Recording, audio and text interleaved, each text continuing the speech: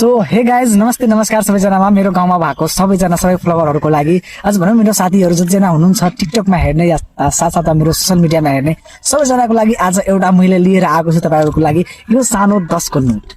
Okay, यो हाम्रो 10 को नोट रहेछ। नोट नम्बर तपाईहरु नोट गर्नु होला है। र यो पैसा चाहिँ म चाहिँ नुकाउन गइरहेको छु। यो हाम्रो जुन गाउँको सेन्टर पोइन्ट छ त्यहाँ नुकाउन गइरहेको छु। साथीभाइहरुले जुन हेरेर मलाई आउनुहुन्छ यो नोट मलाई दिनुहुन्छ यो 10 खोजेर यहाँबाट उहाँको लागि म सानो गिफ्ट दिनेछु।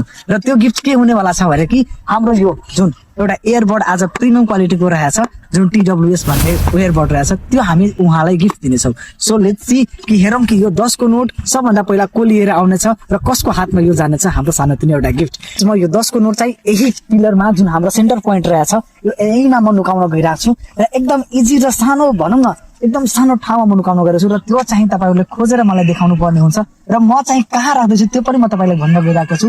यो एकदम सिम्पल र इजी भनेको यही ठाउँमा म राख्न गइरहेको छु जुन चाहिँ सिम्पल कुनै पनि मान्छे आज नर्मली हेर्यो भने मजाले देखिन्छ।